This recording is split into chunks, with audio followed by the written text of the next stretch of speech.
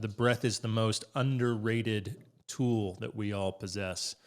And yeah, 7 days after my spinal cord injury, I went into a full-on panic attack. Probably the most acutely suicidal I've ever felt in my entire life. I just turned 24 years old. I thought, there's no way I can live for the rest of my life paralyzed from the waist down.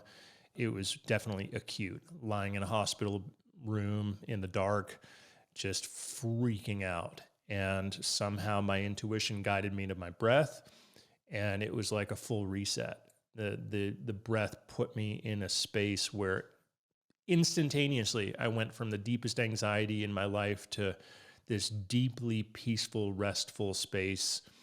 And it was all because of the fact that, looking back at what happened, it was a full-on mystical experience, but I also kind of like to try to look at it from a neurological standpoint too.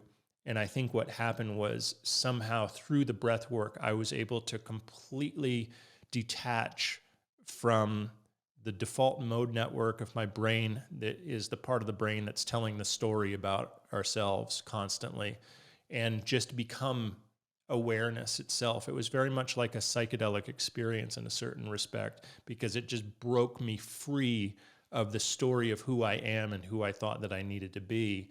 And I just became the pure eternal awareness, seeing the body, seeing the mind, totally detached from anything emotionally. And that was incredibly powerful. And so ever since then, I've practiced breath work frequently myself, and I teach breath work because to me, it's the most rapid, safest reset that we have available to us.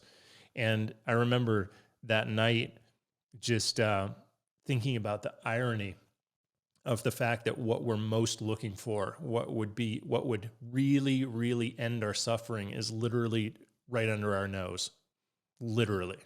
And I thought, well, if God is going to hide the answer to the mystery anywhere, of course he would hide it right underneath our nose.